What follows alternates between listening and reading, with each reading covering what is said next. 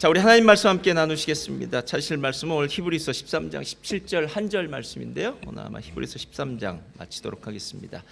히브리서 13장 17절 한 절입니다. 우리 한번 다 같이 한 목소리로 하나님 말씀 봉독해 올리겠습니다. 시작.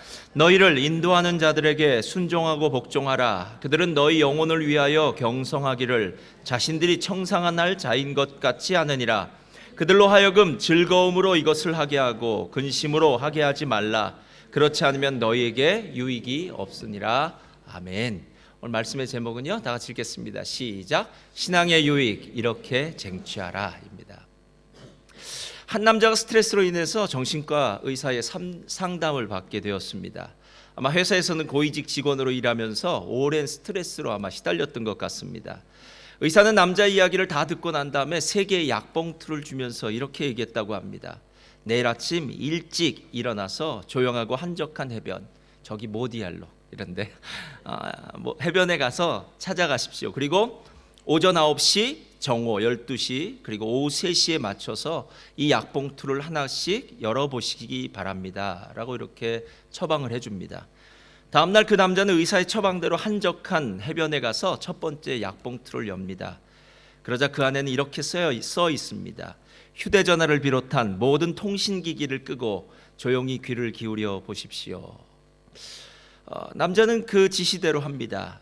자기를 둘러싼 세상의 소리가 이제 서서히 들려오기 시작하는 거예요.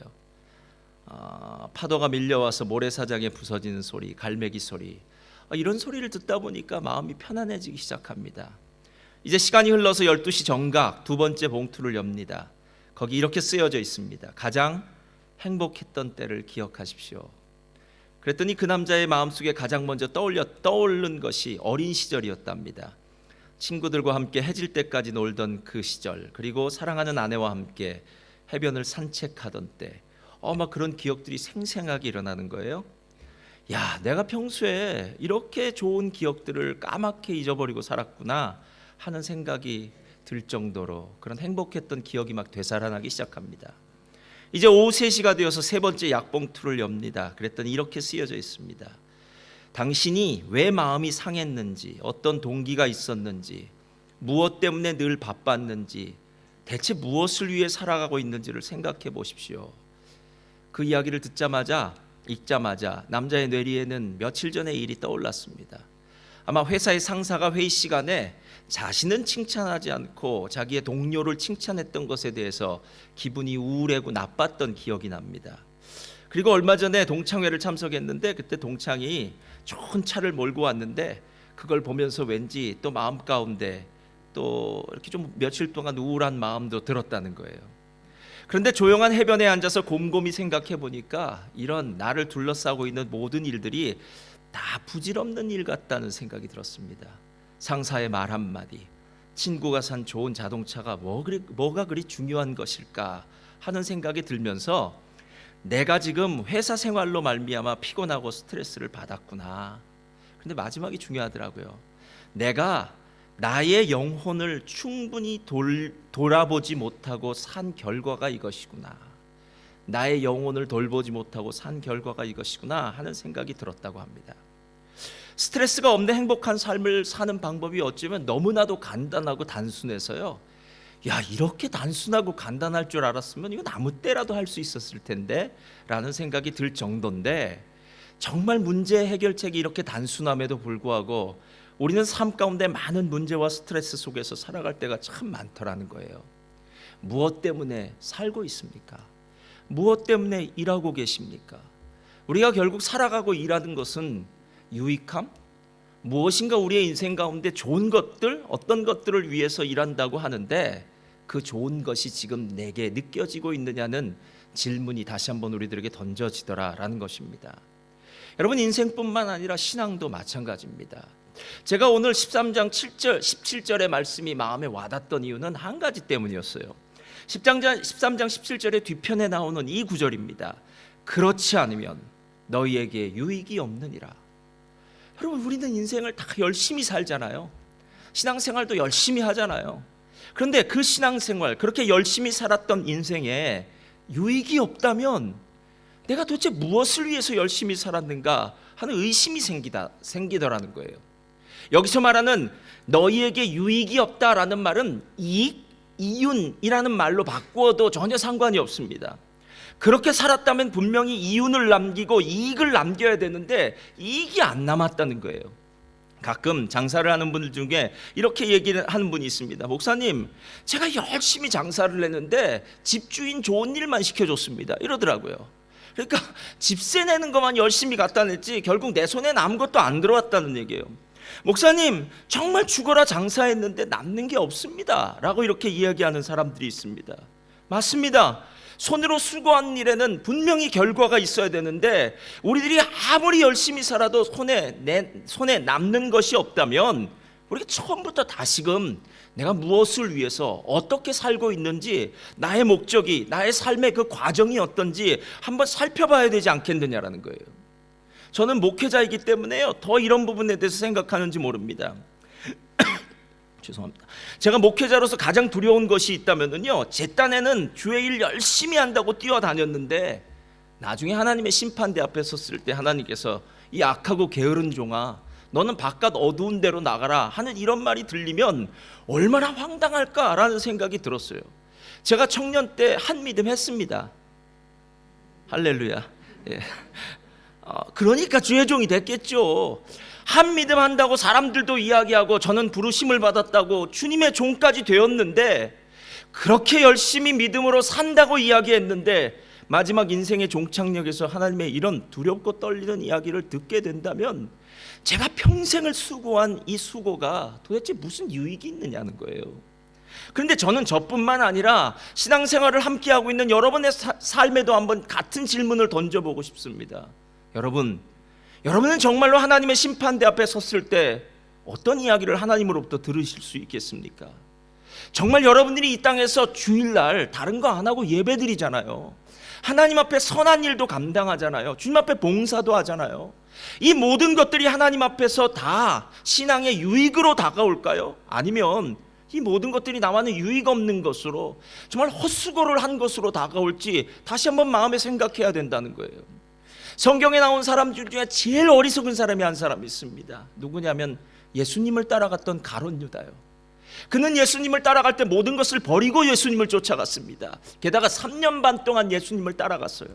근데 마지막 한순간 그는 예수님이 아니라 다른 걸 선택하고 결국 어리석은 인생으로 삶에 유익되지 못한 인생의 삶의 결과를 맞이할 수밖에 없었다는 겁니다.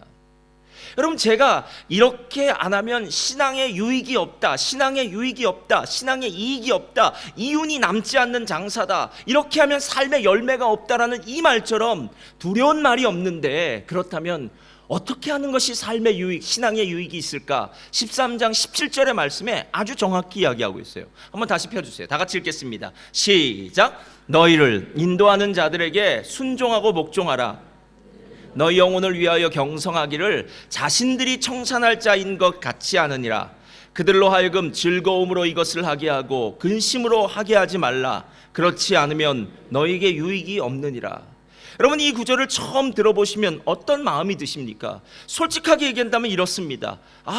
교회에서 지도자, 교회 인도하는 사람, 그 사람들에게 순종하고 복종하고 그들로 즐겁게 일하라는 말이구나, 우리 보러 순종하라는 말이지 라고 생각이 듭니다. 맞습니다. 그 부분입니다. 그러나 그 부분의 뒤편을 조금만 더 살펴보시면은요, 이게 그냥 지도자에게 순종하고 복종하라는 그 이야기가 아니라, 저를 따라하시 바랍니다. 교회는 공동체이기에 질서가 있어야 됩니다. 바로 이 부분을 얘기하고 있는 거예요. 그러니까 공동체가 얼마나 중요한지를 안다면, 질서가 있는 공동체가 어떤 의미인지를 안다면 당신은 당신을 인도하는 자들에게 순종하고 복종할 것이며, 그들이 당신의 영혼을 위해서 경성하고 또 하나님 앞에서 마치 자기가 대신 그들의 그 살아왔던 과거들을 청산하는 것처럼, 정산하는 것처럼 계산하는 것처럼 사는 것, 그들을 향해서 그들의 일을 잘할 수 있게끔 옆에서 도와줘라 하는 그 이야기인데, 그 중심에는 공동체라는 거예요. 공동체예요. 제가 몇 주 전에 설교 때 했던 말이 있습니다. 어느 식당에 붙어있는 글귀요. 싸우지 말자. 싸우면서 일하려면 일하지 말자. 싸우면서 일해야만 한다면 그냥 보통만 하자. 야, 이 식당 진짜 대단한 식당이에요. 이 말이 바로 교회에 있는 말 아닙니까? 여러분, 이 글귀가 다시 한번 제 내류에 떠올랐던 것은요, 우리가 열심히 싸우면서 일해서 마음 다 상하고 다치면은 그 다음에 누가 좋아하겠습니까? 아름다운 교회를 함께 건축하자고 건축을 잘 했습니다. 정말 멋들어집니다. 한국 교회 가보니까요, 정말 건축 잘하더라고요. 그렇게 아름다운 큰 건축으로 교회당을, 예배당을 맞춰 놓았습니다. 그런데 정작 교회를 건축하다가 성도들끼리 싸움이 일어나고 분쟁이 일어나서 나중에 그 교회를 헌당하고 난 다음엔 교회가 깨져버리는 역사가 일어나는 거, 여러분, 이것이 하나님 앞에 무슨 유익이며 우리에게 무슨 이익이 될 수 있겠습니까? 제가 보니까 사람들은 좋던 싫던 여러 부류의 사람들이 함께 공동체 안에 있더라고요. 공동체 안에 있는 사람들 중에서는요, 일 중심의 사람들이 있고요, 관계 중심의 사람이 있어요. 이 말이 무슨 말이냐면, 일 중심은요, 일만 바라보는 거예요. 그러니까 교회는 사역. 목사님 죽으나 사나 사람들이 나오나 안 나오나 이 일이 완성되어져야 됩니다 라고 얘기하는 사람이 있는가 하면, 아닙니다 목사님, 그 일이 좀 천천히 되더라도, 좀 잘 안 되더라도 사람 관계가 중요합니다, 이렇게 얘기하는 사람이 있어요. 어떤 사람들은 성취지향적인 사람이 있는가 하면, 어떤 사람은 과정지향적인 사람이 있어요. 그러니까 목표를 보느냐 아니면 그 과정을 보느냐. 다양한 사람들이 함께 모인 곳이 교회 공동체인데, 교회 공동체가 내가 원하는 일, 내가 원하는 목적, 이것을 다 이루어 놓고 공동체가 하나가 되지 못한다면, 서로 사랑하지 못한다면 그게 도대체 무슨 유익이 있겠느냐라는 말입니다.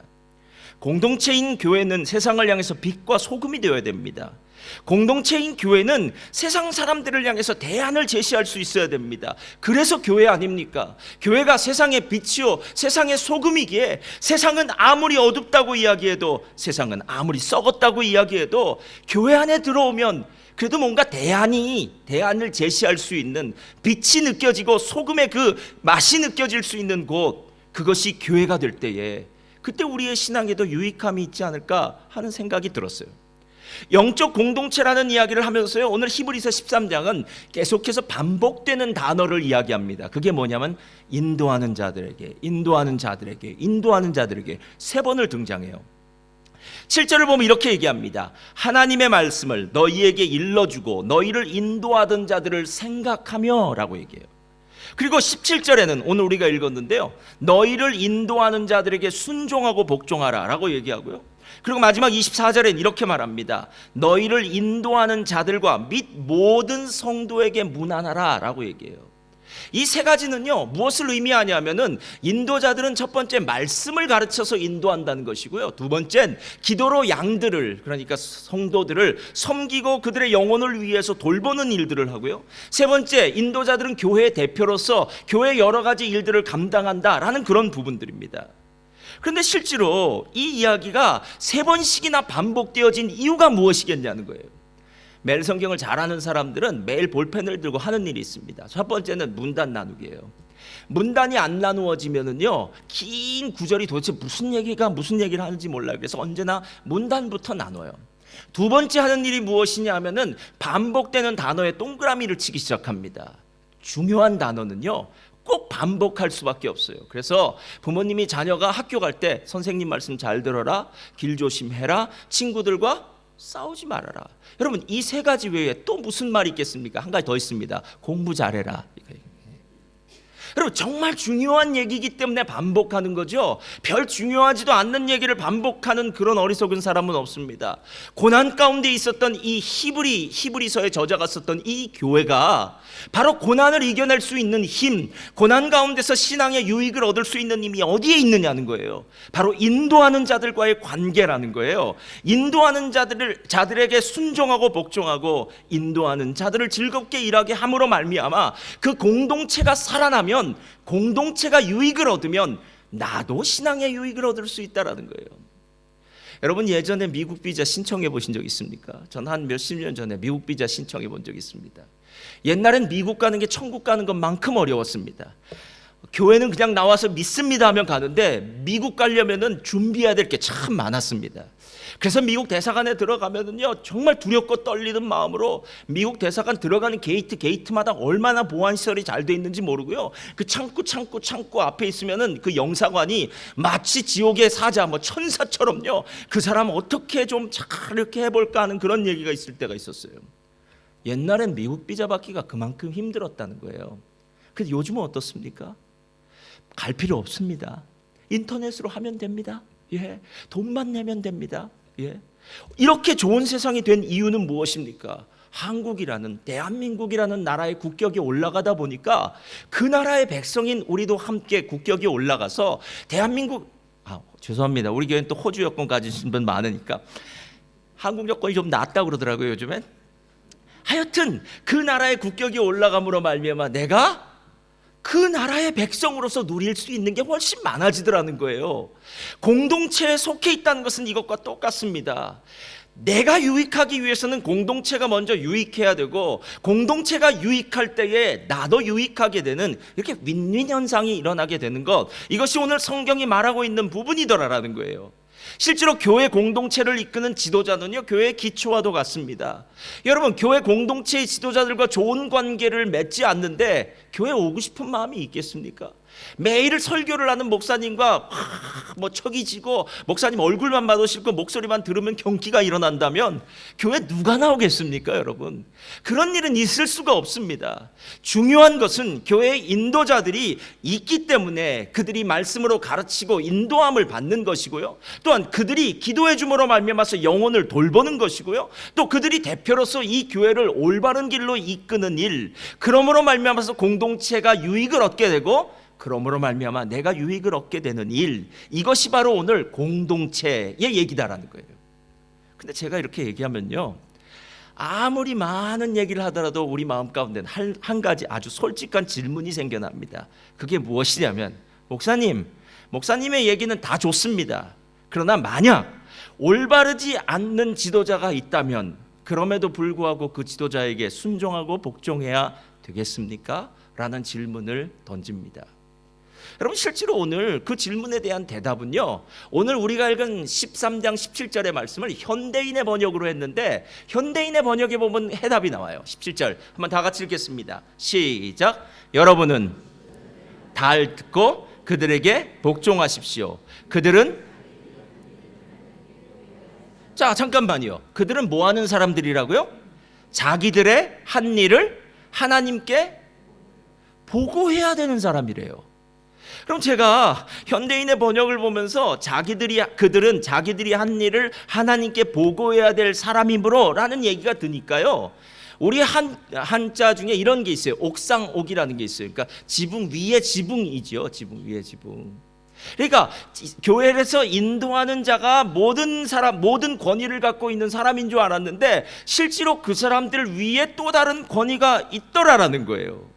베드로 전서를 보면은요, 목자들, 장로들에 대해서 5장에 이야기할 때 장로들에 대해서 이렇게 얘기합니다. 너희 장로들은 이익을 위해서, 사사로운 이익을 위해서 일을 하지 말아라. 너희 장로들은 다른 사람들에게 강요하거나 요구하지 말고 양무리의 본이 되어서 그들을 잘 이끌어라 라는 이야기가 나와요.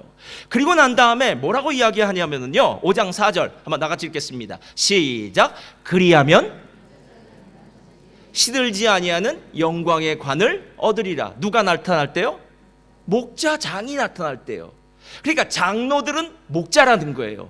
인도자들은 목자들이다라는 겁니다. 그런데 그 목자들 위에는 목자장이 있다는 거예요. 제가 지난주에 신방을 갔더니 어느 꼬마가 저한테 그러더라고요. 교회에서 대장이 왔다고. 예. 잘 가르쳤습니다. 예. 예. 역시 똑똑한 아이예요. 그런데 대장이 아니라 소장입니다. 진짜 대장은 누구세요? 하나님이시죠. 이 교회의 주인은 하나님이시고요, 이 교회 진짜 주인은 하나님이세요.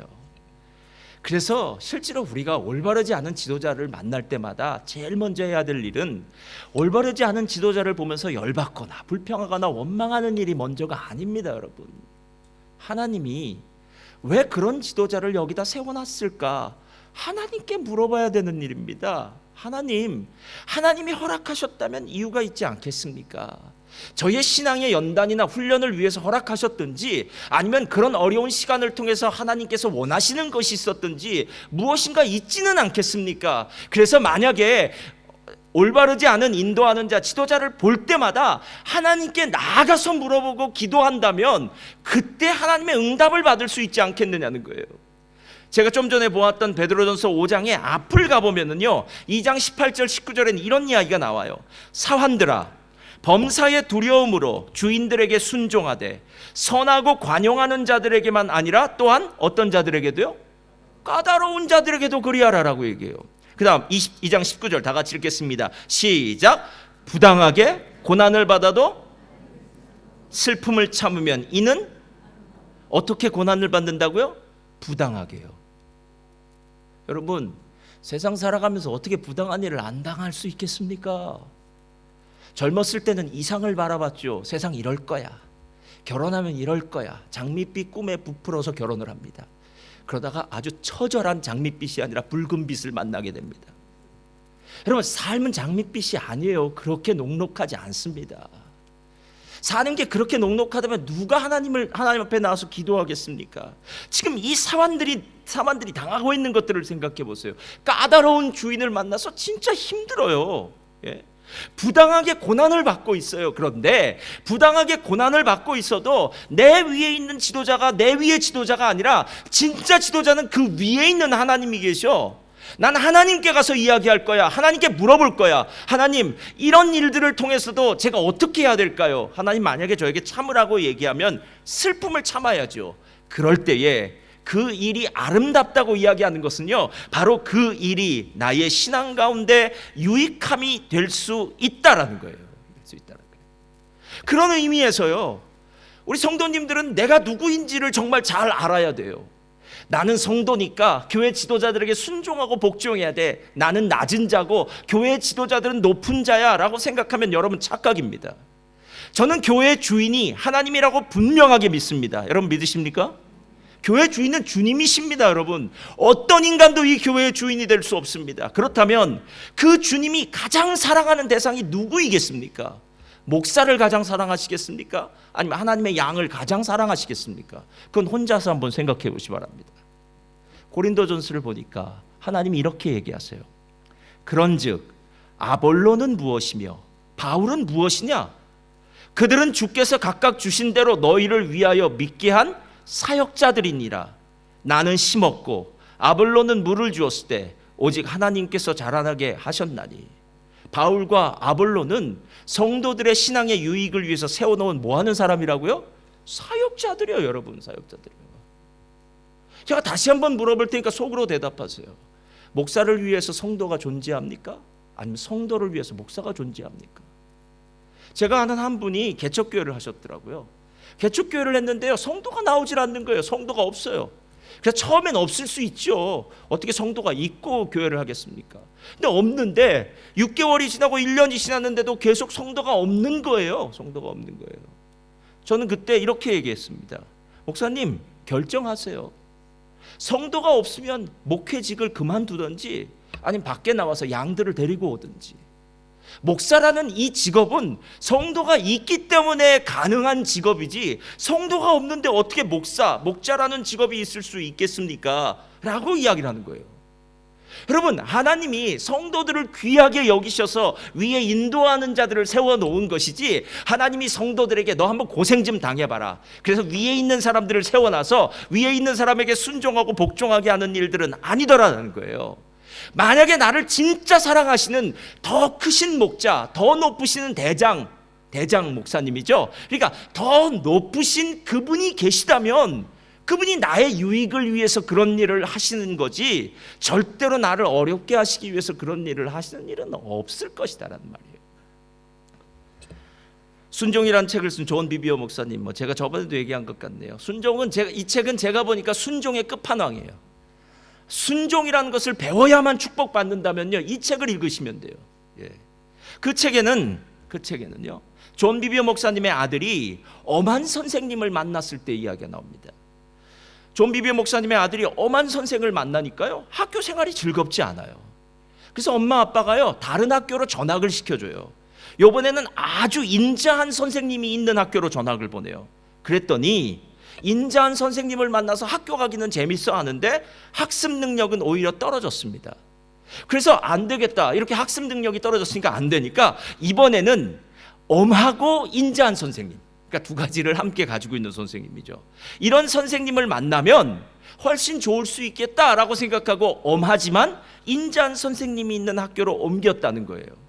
그런데 그 선생님과 이렇게 대화를 하다 보니까요, 아이를 교육시키는 데 있어서 아이가 자기의 행동을 바꾸는 문제에 대해서 어렵게 생각하더라는 거예요. 왜 그러냐? 그 아이는 권위에 대해서 이런 마음을 갖고 있었다는 거예요. 내가 수긍할 수 있으면 그 권위에 복종하겠다라는 거예요. 그러니까 내가 인정하면 그 권위에 복종하지만 나를 힘들게 하는 엄한 선생이라면 나는 그 권위에 아직 복종하기 힘들어, 복종 안 할 거야 라는 생각을 갖고 있다는 거예요. 그러니까 엄한 선생님이 훈련을 하거나 복종을 얘기할 때는 힘들고 안 하는 거고요, 자기가 좋아하는 선생님이 하면은 하는 거라는 거예요. 근데 여러분, 권위라는 것은 그런 식으로 배워지는 것이 아니지 않습니까?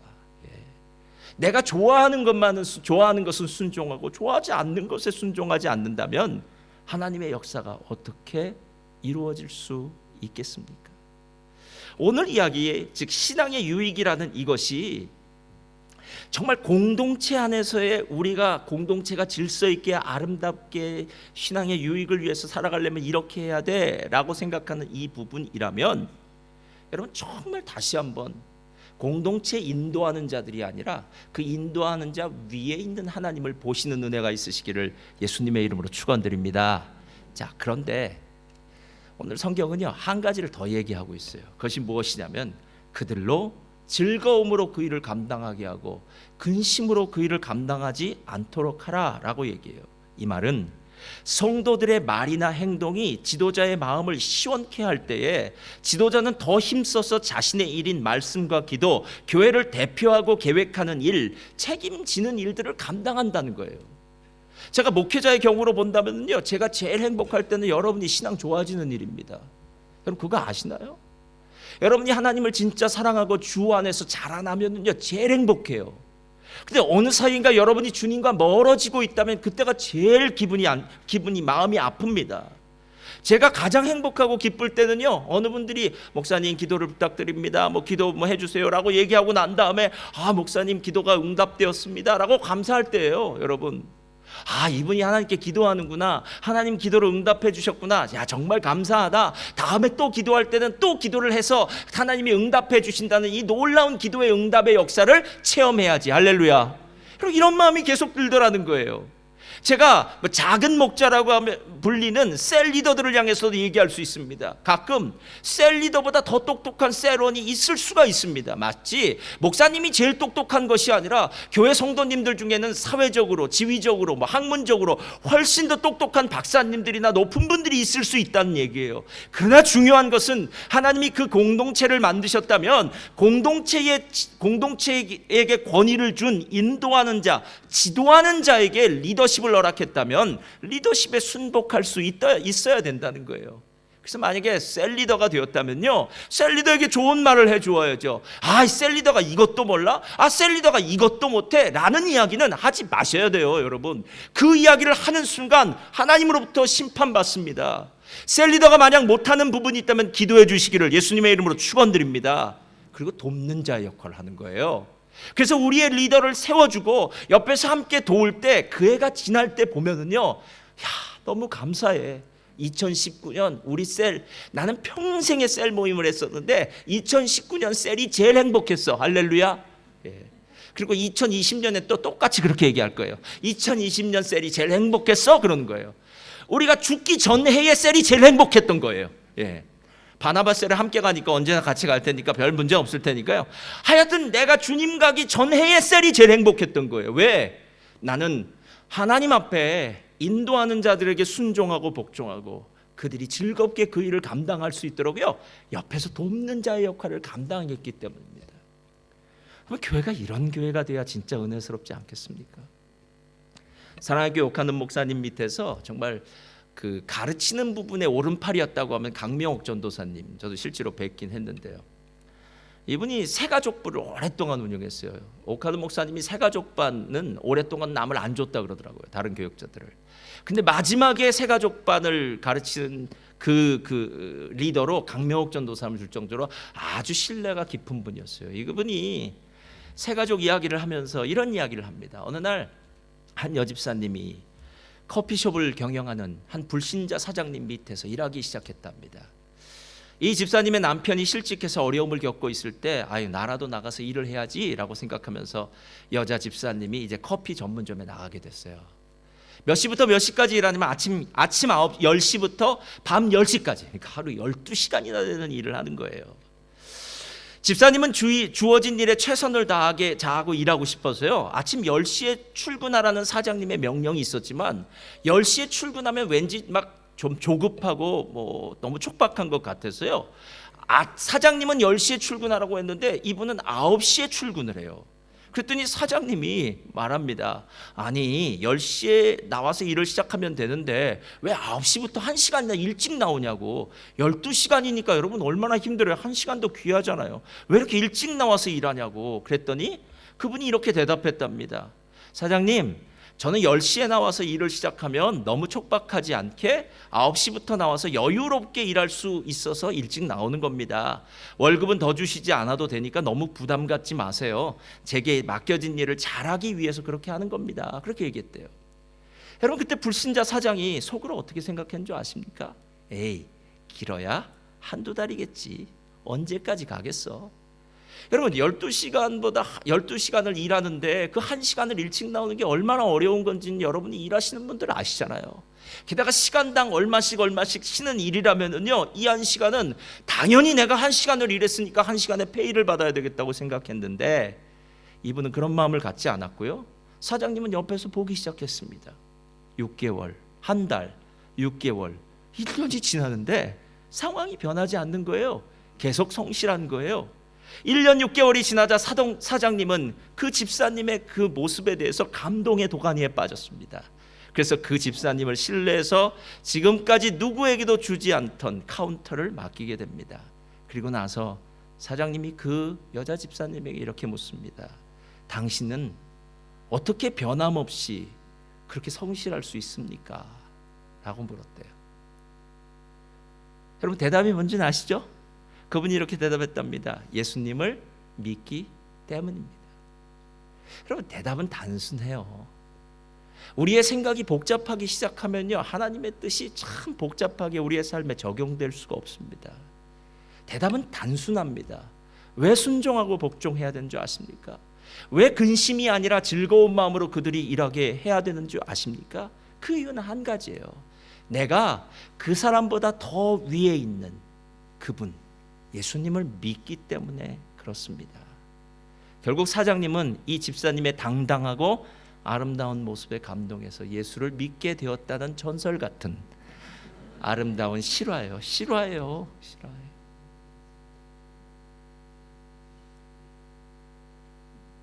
여러분, 왜 우리의 신앙에 유익이 없을까요? 10년, 20년, 30년을 신앙생활 했는데도 왜 손에 잡히는 게 없을까요? 이유는 한 가지입니다. 오늘 교회에서 인도하는 자들과의 좋은 관계를 통해서요, 가르침을 받고 저들의 기도에 힘을 얻고 저들이 나가는 방향으로 함께 어우러져서 나아갈 때 그때 교회 공동체만 유익한 것이 아니라 우리 모두가 유익한 아름다운 역사가 시작됩니다. 천국 가면 우리는 죽으나 사나 만나야 될 사람입니다. 아찔한가요? 아니, 세상에서도 그렇게 실컷 만났는데 또 거기까지 가서 만나라고 하는 얘기가 들면 이제 심각해요. 여러분, 여기서 다 풀어야 됩니다. 여기서 만나는 거는 잠깐 만나요. 정말 싫으면은요, 멜번에서 시드니로 이사 가면 됩니다. 그렇죠?